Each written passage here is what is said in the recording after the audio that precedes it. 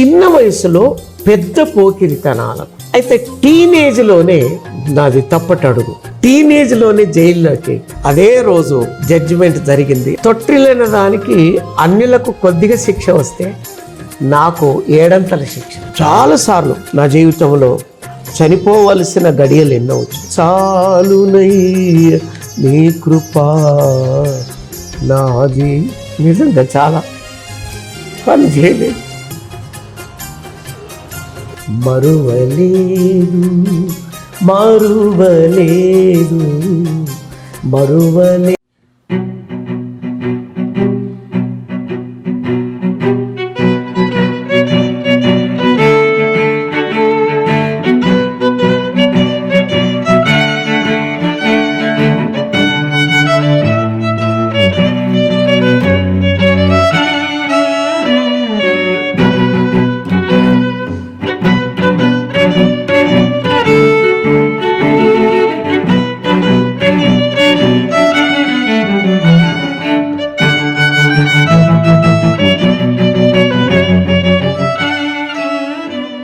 ప్రభువైన యేసుక్రీస్తు నామమునకు మహిమ ఘనత ప్రభావం కలుగునుగాక.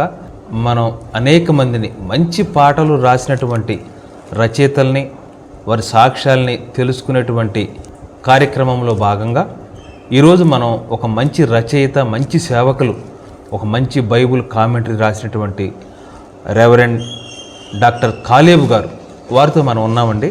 ఈ పేరు కొంతమందికి తెలుసు, ముఖపరిచయం కూడా చాలా కొద్ది మందికి తెలిసి ఉండవచ్చు. కానీ వీరు రాసినటువంటి పాట ప్రతి క్రిస్టమస్కి ఈ పాట పాడనటువంటి సంఘం లేదు. ఆ పాట ఏంటంటే పశుశాలలో నీవు పసిబాలుడవు కాదు అనే పాట రాసినటువంటి దైవజనులు, సేవకులు కాలేబు గారు. వారితో ఈ దినమున మనం ఉన్నాం. అయితే ఆ ఒక్క పాటే కాదండి, వారు అనేకమైన పాటలు రాశారు. వీరే కాదు, వీరి తండ్రి గారైనటువంటి అపోస్తలు జాకబ్ గారు అద్భుతమైన పాటలు రాశారు. ఆ పాటలు ఎందుకు రాయవలసి వచ్చిందో ఈ విషయాలనే తెలుసుకునే ముందు క్లుప్తంగా వీరి యొక్క రక్షణ సాక్ష్యాన్ని, ఎలాగ దేవుళ్ళలోకి నడిపింపబడ్డారు, ఈ విషయాలన్నీ తెలుసుకొని ఈ పాటల గురించి మనం అడుగుదాం. అయ్యగారు వందనాలు. వందనాలు. మీ బాల్యం గురించి, అమ్మా నాన్నగారి గురించి, మీ రక్షణ సాక్ష్యం గురించి మన ఆత్మీయులకి చెప్పి పాటల గురించి మనం తెలుసుకుందాం. అయ్యగారు దేవునికి మహిమ కలుగునుగాక. ఈ సమయాన్ని దేవుడు అనుకూలపరిచినందుకై నా దేవునికి, నా ప్రభు అయిన యేసుక్రీస్తుకి నేను ఎంతో కృతజ్ఞుడను. ఎక్కడో చాటున ఉన్న నన్ను మరి వెలుగులోనికి తెస్తూ ఉన్నందుకై మీకు నేను ఎంతగానో కృతజ్ఞతలు చెల్లిస్తున్నాను. ముందుగా అపోస్తలు నంగునూరి జేకబ్ గారి యొక్క ప్రథమ కుమారుణ్ణి, నాకు 3 అన్నదమ్ములము, 3 సేవలోనే ఉన్నాము. ఒక చెల్లి చనిపోయింది. వారి పిల్లలు ఇప్పుడు ఉన్నారు. మా తాతగారిది రాణిగంజ్, మా నాన్నగారు ఇక్కడే పుట్టారు. మాది హైదరాబాద్ స్వస్థలము. మా నాన్నమ్మది అడిక్మెట్ ఉస్మానియా యూనివర్సిటీ దగ్గర. వాళ్ళు విచిత్రమైన రీతిలో వేట మోషే పంతులు గారు, మోజస్ పాస్టర్ గారి ద్వారా వెలుగులోనికి వచ్చింది మా కుటుంబం. తర్వాత మా నాన్నగారు రామాయపట్నంలో, ఒంగోలు జిల్లా రామాయపట్నంలో బైబిల్ ట్రైనింగ్ చేశారు. రెవరెండ్ బొంత శామ్యుల్ గారు, మోసెస్ గారు ఆ పీరియడ్లో. డాక్టర్ జి శామ్యుల్ గారు కూడా అప్పుడు బ్యాచిలర్గా ఉండి చదువుకుంటాం. నేను చిన్నవాడిని.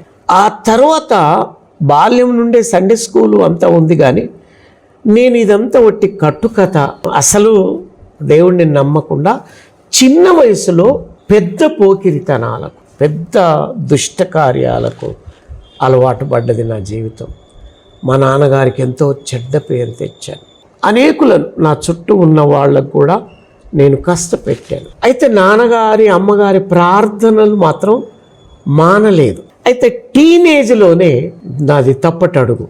చాలా తప్పటడుగు. ఏంటంటే జైల్లోకి వెళ్ళేంత తప్పటడుగు అయిపోయింది.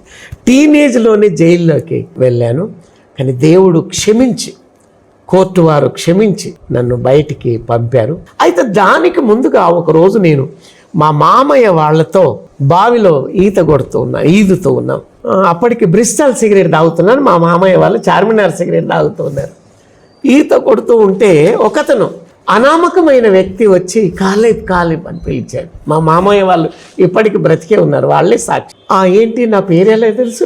దేవుడు నన్ను పంపాడు, చాలా జాగ్రత్త, 3 నెలల్లో నువ్వు జైల్లో పడతావు అన్నాడు. మా మామయ్యలు తనని కొట్టడానికి పోయారు. మీరు నన్ను కొట్టిన దేవుడు చెప్పమన్నాడు, దైవజనుని కుమారుడు దేవుణ్ణి చాలా దుఃఖపెట్టాడు, మనుషులను దుఃఖపెట్టాడు, జైల్లో పడబోతున్నాడు 3 నెలలకు. 3 నెలలకా? సరే చూద్దాం, ఒకవేళ పడకపోయానని కానీ మిమ్మల్ని జైలు వేస్తామని మా మామయ్యలు కోప్పడ్డారు. మర్చిపోయాను. 3 నెలల తర్వాత ఆయన చెప్పినట్టుగానే దేవుడు జైల్లో పడితే అప్పుడు అక్కడ నేను నాన్నగారి ప్రార్థనలు, వాక్యాలు అవన్నీ 3 నెలలు ఉన్నాను. ఇక ప్రార్థన, పశ్చాత్తాపం యొక్క కెరటాలు ప్రారంభమైనవి. ప్రార్థన చేస్తూ ఉన్నా.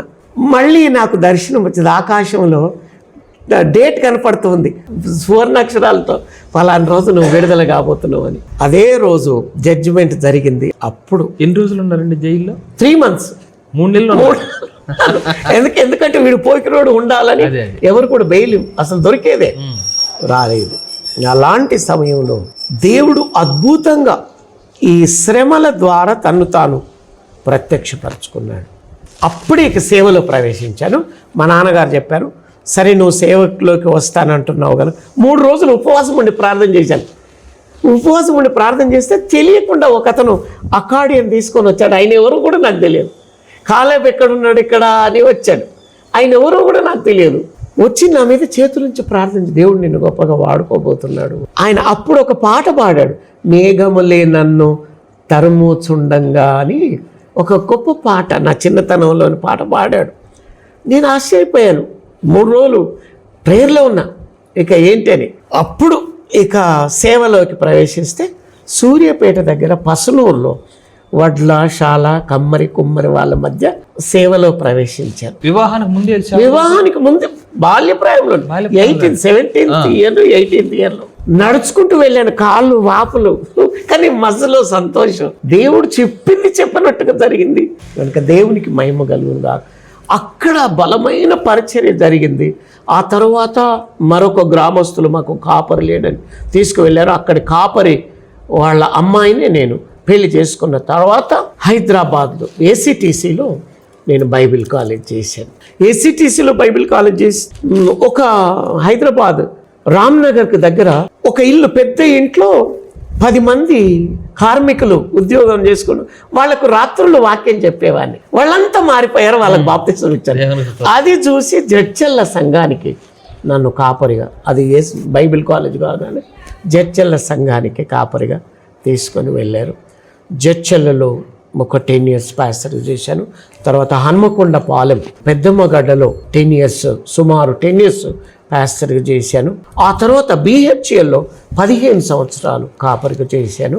30 సంవత్సరాల క్రితం సేవలో ప్రవేశించినప్పటి నుండి ఏసీటీసీలో ఆ బుక్స్ అన్ని ఆహారం కంటే గొప్పగా ఇర్మియా, మాకు డాక్టర్ జెర్మియా గారు లైబ్రేరియన్. నేను రొట్టెలు తీసుకొని పోయి మీరు తాళం వేసుకోండి అని ప్రతి బుక్ చదివాను. అప్పుడు అనిపించింది, దేవుడు ప్రేరేపించాడు, బైబిల్ కామెంటరీ ఎందుకు రాయకూడదు. నేను అట్లాగా రాశాను. బైబిల్ అంతా కూడా ఇప్పుడు కంప్లీట్ అయిపోయింది. OM వారిని రిక్వెస్ట్ చేశాను, వాళ్ళకి ఇంకా పంపాలి PDFలు. కానీ అంతకుముందు ఎవరైనా ప్రపంచంలో ఎవరైనా ముందుకు వస్తే ఈ బైబిల్ కామెంటరీని వాళ్ళ పేరు మీదనే, ఒక్కొక్క గ్రంథం ప్రింట్ చేసినా సరే వాళ్ళ పేరు మీదనే రావాలి అనుకున్నాను. నాకు 3 కుమారులు, 2 కుమార్తెలు, 4 సెటిల్ అయ్యారు, ఒకడు చిన్నవాడండి. ఇది నా సాక్ష్యం. ఇప్పుడు ఎవాంజలిస్ట్గా మాత్రమే కాదు, నల్గొండ బ్యాప్టిస్ట్ చర్చ్లో సీనియర్ పాస్టర్గా. అయితే గారు చాలా సంతోషం. మాకందరికి తెలిసినటువంటి పాట పశుశాలలో నీవు పసిబాలుడవు కాదు. అంటే ఈ పాట రాయటానికి ఏమైనా ప్రత్యేకమైన సందర్భం ఉందా? దేవుడిచ్చిన మీ యొక్క ఆ తలాంతుతోనే కవితా రూపంగా రాశారు? ఉంది. నేను ఇన్స్పైర్ అయ్యాను. ఒక మహా గొప్ప ఇంగ్లీష్ పోయెట్ తర్జుమా చేశారు. అది చూశాను. దేవుడు నన్ను ప్రేరేపిస్తున్నాడు, why don't you write this song, ఇది తెలుగులో ఎందుకు రాయకూడదు అంటే, అప్పుడు పశుశాలలో నీవు క్రిస్మస్కు రాసి మా కోయర్కి నేర్పించాను. అది లీనో గారని చనిపోయాడు ఆయన, వారు నేను కలిసి మ్యూజిక్ చేశాను. పశుశాలలో నీవు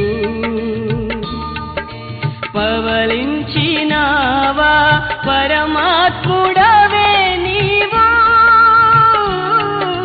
పసిబాలుడవు కావు, పసిబా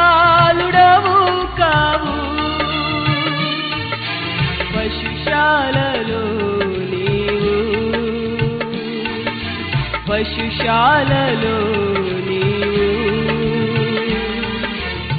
పశుశాలలో నీవు. నేను అప్పుడే రాశాను, మేమిద్దరం అప్పుడే కూర్చుని, ఆయన హార్మోనియం మీద కూర్చున్నాడు, మేమిద్దరం కలిసి ట్యూన్ చేసాం. ఇది పాడింది నా కుమార్తె పాడారు, ఫీబీ ప్రియదర్శిని గారు పాడారండి. పాడారు. సుమారు ఒక 12 సంవత్సరాలు 13 సంవత్సరాలు అవుతుంది అనుకుంటా. చాలా కాలం అయింది, ఒక 13 సంవత్సరాలు 13 దాటిపోయిందండి. దాటిపోయింది. అంటే రాసి ఎప్పుడు అవుతుందంటే రాసి 1982లో రాశాను. అబ్బో, ఎప్పుడో రాశాను, 42 సంవత్సరాలు. అవును, విశ్వవాణిలో ముందు రాశాను. విశ్వవాణిలో దీనికంటే ముందు విరిగిన మనసే నీకే ప్రియము యేసునాథ, అప్పుడు విశ్వవాణి అంతా వచ్చేది. ఈ పాట మీరు నేనే రాశాను, నేనే పాడాను, విశ్వవాణిలో పాడాను. విరిగిన మనసే నీకే ప్రియం చాలా ఫేమస్ అండి. అవును, ఆర్ఆర్కే మూర్తి గారు ఉండే అప్పుడు రాసా. అప్పుడు ప్రతిరోజు వచ్చేది.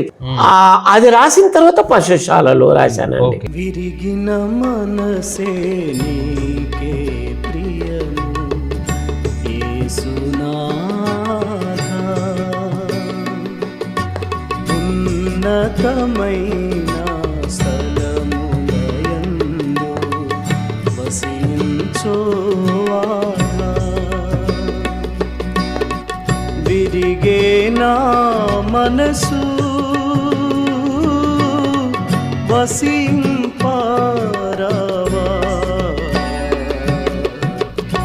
పిఎస్ డానియల్ గారు వారు నా పాటల్లో చాలా వాటికి స్వరకల్పన చేశారు. చాలా వాటికి నా కుమారుడు, 2 కుమారులు స్వరకల్పన చేశారు, నేను స్వరకల్పన చేశాను.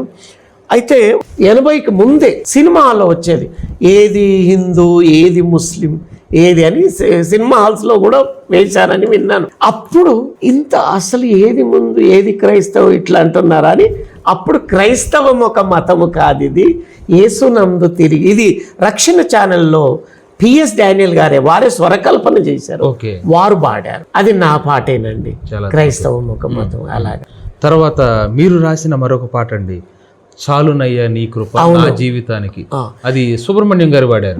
బాలసుబ్రహ్మణ్యం గారు వారు స్వరదానం చేశారు. అది ఎప్పుడు విన్నా నాకు చాలా దుఃఖం వస్తుంది. పృథ్వీలోన ముళ్ళ పొదలు మొలిపించినావు, ప్రతి నరుని జీవితాన ముళ్ళుంచినావు. అది నా జీవితంలో కూడా ముళ్ళు చాలా. అది సామాన్యంగా అన్ని పాటలాగా అర్థం చేసుకోవడానికి కొంచెం కష్టం అండి.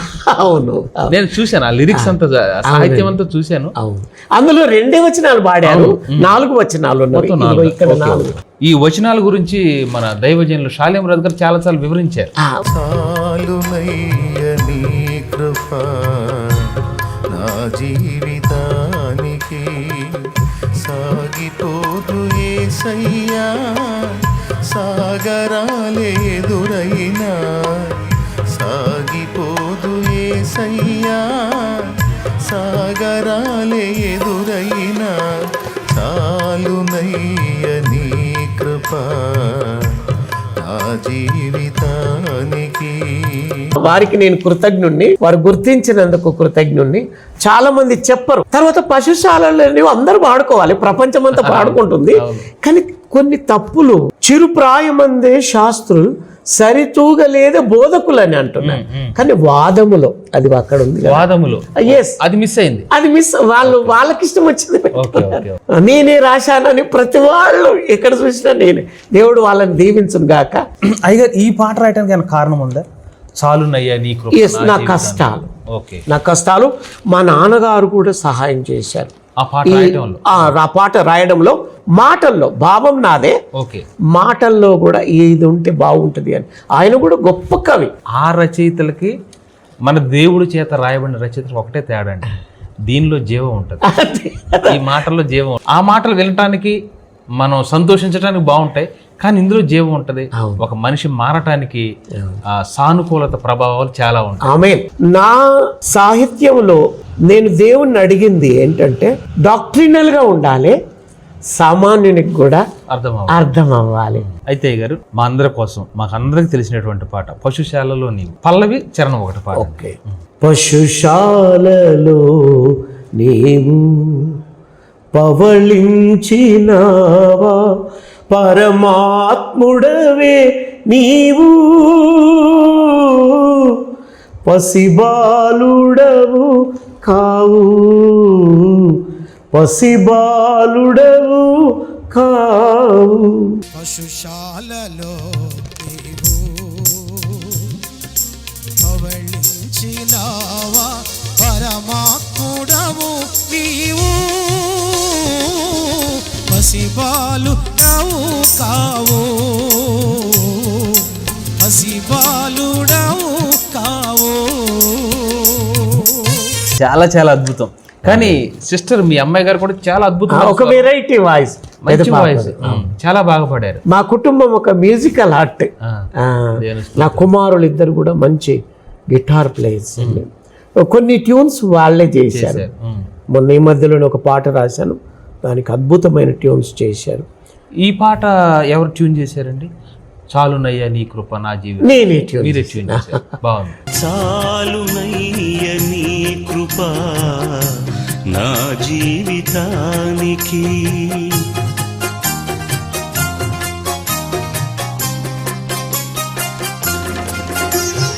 చాలునయ్య నీ కృప నా జీవితానికి. సాగిపోదు యేసయ్యా సాగరాలు ఎదురైనా, చాలునయ్య నీ కృప నా జీవితానికి. అయ్యా, మీ ఆత్మీయ జీవితంలో అంటే మీకు తెలుసు, మీకు నేను చెప్పేటంత కాదు కానీ ఆత్మీయ జీవితం అంటే పోరాటం, అనేకమైన నిందలు, అవమానాలు, ఎస్, ఇవన్నీ ఉంటాయి. అయితే ఈ యొక్క ప్రయాణంలో మీకు బాగా గుర్తుండిపోయే ఒక బాధాకరమైన ఒక సమయం ఏదైనా ఉందా? చాలా ఉన్నవి. కారణం ఏంటంటే వాటి వెనుక నా తెలివి తక్కువతనము, వాటి వెనుక నా తప్పిదాలు. దేవుడు అలాంటి శిక్షలలో నుండి తీసుకొని వచ్చి ఒకటి చెబుతాను, చాలా ఆశ్చర్యకరమైన విషయం. BHL ఉన్నప్పుడు ఆ బాబు మోహన్ గారి కుమారుడు చనిపోయినప్పుడు నేను పాట రాశాను. పాట రాస్తే బాబు మోహన్ గారు భోజనానికి పిలిచారు, చాలా బాగా చూశారు. మధ్యలో ఒక క్రైస్తవ వ్యక్తి, వారి పేరు చెప్పడం నాకు ఇష్టం లేదు, ఒక క్రైస్తవ వ్యక్తికి అసూయ కలిగింది నా మీద. అంటే దేవుడు అలాగ వాడుకున్నాడు. అసూయ కలిగి నా మీద ఏమేమి చెప్పాడో తెలియదు కానీ, అయితే నేను తప్పటడుగు వేసేవాడిని. ఇక సినిమా చేయాలి, ఒక సినిమాకు రాయాలి, బైబిల్ కామెంట్ వదిలిపెట్టి సినిమాకు రాయాలి, ఏదన్నా ఒకటి డబ్బులు సంపాదించాలి, నేను బైబిల్ కామెంట్ చేయాలంట. అనవసరంగా నాకు తెలియకుండానే బాబు మోహన్ గారు అన్నారు, మీరు వెళ్ళిపోండి పాస్టర్ గారు ఇక్కడ నుండి అన్నాడు. కారణం లేదు, ఏం లేదు. అంటే నేను బయటకు వచ్చి కన్నీళ్లు పెట్టుకొని ప్రార్థించాను, దేవా నువ్వు నన్ను బయటికి పంపకపోతే నేను బైబిల్ కొనసాగించేవాడిని, ఆటో వెళ్ళేవాడిని. ఆ మధ్యలో ఉన్న వ్యక్తిని దేవుడు, ఆయన మంచి వ్యక్తే, ఫేమస్ మ్యానే, కానీ అసూయతో ఏమేమి చెప్పాడు. దేవునికి మహిమ కలుగును గాక. దేవుడు చాలాసార్లు నా తప్పులు శిక్షించి మన్నించి, అందుకే నేను ఒక పాట రాశాను, నన్ను పోనివ్వని ప్రేమ, నన్ను వెతుకుచున్నది ప్రేమ, క్రమపరచి శిక్షించి నన్ను దీవించేది ప్రేమ. నేను ఒడిదుడుకులు చాలా ఉన్నాయి నా జీవితంలో, జారిపోయిన క్షణాలు చాలా ఉన్నాయి. నిరాశతో చాలాసార్లు సేవలో ఉండి కూడా చనిపోవాలనుకున్నా, చాలాసార్లు. దేవునికి మహిమ కలుగును గాక. నేను దేవుణ్ణి గణపరుస్తున్నాను ఎందుకు అంటే, ఆయన మహిమ కలిగిన దేవుడు, నేను తప్పిదస్తుని బలహీనుండి కానీ నన్ను నిలవబెట్టి వాడుకున్నందుకు. ఇది ఇప్పటికి కూడా ఆర్థిక సమస్యలు వెంటాడు, కానీ కొంతమంది ఆత్మీయులు బిడ్డలు చూడు, ఈ బుక్ రాశానంటే మరి ఇది ఎలా విడుదల, నా దగ్గర డబ్బులు లేవు కదా. వాళ్ళు చాటులో ఉండి వెలుగులోకి నన్ను తెప్పించారు. చాలా సంతోషం.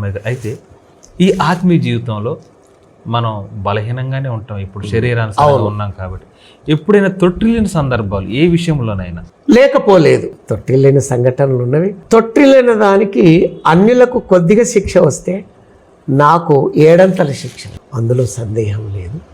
కానీ దేవుడు క్షమించాడు, నిలవబెట్టాడు, బలపరిచాడు, నా జీవితానికి ఒక తృప్తినిచ్చాడు. చాలాసార్లు నా జీవితంలో చనిపోవలసిన గడియలు ఎన్నో వచ్చినాయి. నాకున్న వరాలే నా మిత్రువు, నాకున్న వరాలే నా శత్రువు.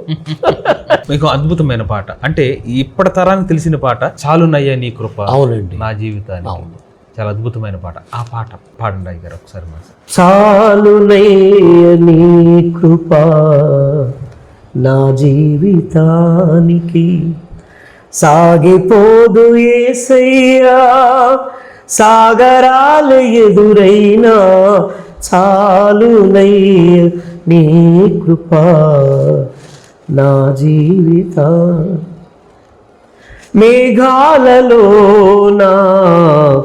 మెరుపుంచినావు, త్యాగాలయందే మా అనురాగాలుంచినావు. మేఘాలలోనా మెరుపుంచినావు, త్యాగాలయందే మా అనురాగాలుంచినావు. సాగలేని జీవిత సమరములో, సాగలేని జీవిత సమరములో వేగమే దూతనంపి బాగుగా నిలిపావు. చాలునయ్య నీ కృపా నాది. నిజంగా చాలా మన చాకచక్యం కానీ మన యొక్క జ్ఞానము మంచితనం పని చేయలేదు. దేవుని కృప మాత్రమే. ఇంతవరకు ఎన్నో ఆందోళనలో సైతము అసలు బీపీ రావాలి, షుగర్ రావాలి, కానీ ఏమీ రాకుండా దేవుడు ఇది కంప్లీట్ చేయించాడు. I'm grateful to God what all he did in my life. It's a miracle and his grace only. కనుక దేవునికి మహిమ కలుగును గాక. ముళ్ళు లేని కృప లేదు. అంతే కదా. ఇంకొక విషయం, చిన్నప్పుడు డ్రామా నువ్వు బాగా చేసేది, సేవకులు వస్తే వాళ్ళను దూషిస్తూ తినడానికి వచ్చారు, బాగా ఎక్కడ పని లేదు, ఇదొక బ్యాగ్ తగిలేసుకొని వస్తారు అని అనుకునేవాడిని. వాళ్ళు నన్ను దగ్గరికి తీసుకొని ముద్దు పెట్టుకొని, మా కాలేబు ఎంత మంచివాడు పాస్టర్ గారు మీ కుమారుడు అంటే, నేను అక్కడ ఉండి వాళ్ళను ఎదుట మంచిగా ఉండి బయటికి వెళ్ళి ఎట్లా బలిసాడో చూడు అని అనుకునేవాడిని. కానీ ఇప్పుడు అర్థమవుతుంది, వాళ్ళ పాద ధూళి నన్ను ఈ విధంగా దీవించింది. నా కుమారులు ఇద్దరు కూడా నాకు సపోర్ట్గా నిలబడ్డారు. నా కుమార్తెలు సపోర్ట్గా ప్రార్థనా పరులు. ప్రపంచంలో ఉన్న ఎవరైనా ముందుకు వస్తే ఈ బైబిల్ వాక్యం, ఈ బైబిల్ వాక్యం కామెంటరీ కొరకు ముందుకు వస్తే, I will be very much grateful to you.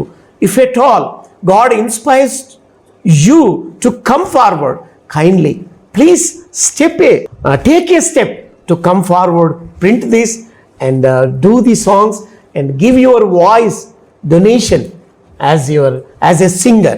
అయితే అయ్యా మా కోసం ఈ పాట కూడా పాడండి. ఈ పాట మీరు రాశారని అసలు తెలియదు. విరిగిన మనసే నీకు. మరువలేదు మరువలేదు అది నేనే రాసి. మరువలేదు మరువలేదు మరువలేదయ్యా నిన్ను మరచిన మమ్ము నీవు. 1980లో సూపర్ పాట. మీ పిఎస్ డానియల్ గారే చరణాలు. కన్య మరియా మరువదు ఆభరణం, వధువు మరువదు వడ్డానం. భీంప్లాస్ రాగంలో లెక్కలేని దినములెన్నో నిన్ను మరచిరి నీదు జనులు. మరువలేదు, వెరీ బ్యూటిఫుల్ సాంగ్. మరువలేదు మరువలేదు నిన్ను మరచిన మమ్ము నీవు, నిన్ను మరచిన మమ్ము నీవు మరువలేదయ్యా. విరిగిన మనసు నీకే ప్రియ. ఇది విశ్వవాణిలో వచ్చేదండి. అవును, డైలీ వచ్చేది కదా. ఆర్ఆర్కే మూర్తి గారు ఉన్నప్పుడు వేశారు డైలీ. మీరు కోరిన పాట అని వచ్చేది. జోషి గారు అన్నగారు వచ్చినప్పుడు వేశారు. ఈ పాట ఒకటి పల్లవి. ఇది శివరంజని రాగంలో చేశారు పిఎస్ డానియల్ గారు. విరిగిన మనసే నీకే ప్రియము యేసునాథ, ఉన్నతమైన స్థలములయందు వసించు వాడ. విరిగే నా మనసు వసింప రావా, వసింప రావా. విరిగిన దానిని కోరదు లోకం, విరుగని చోని దృష్టిలో శూన్యం. విరిగిన దానిని కోరదు లోకం, విరుగని చోని దృష్టిలో శూన్యం. అలయాకోబును విరిచిన దేవా, అలయాకోబును విరిచిన దేవా, ఇశ్రాయేలుగా మలచుము నన్ని ధరలు. ఈ ధరలు విరిగిన మనసే నీకే ప్రియము. యేసునాదా, యేసునాదా, యేసునాదా.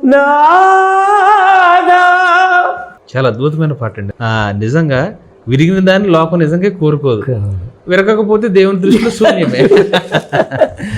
విరుగని మేఘము కురువదు భూమిలో, పగులని నేల ఫలముల నీయదు. సిలువలు మాకై విరిగిన దేవ, జీవాహారము జీవజలము నీవేగా. అయితే అయ్యగారు, చివరిగా మనం కన్క్లూడ్ చేద్దాం. దేవుడు మీకు ఇచ్చారు మంచి తలాంతు, పాటలు రాసి తలాంతు ఇచ్చారు.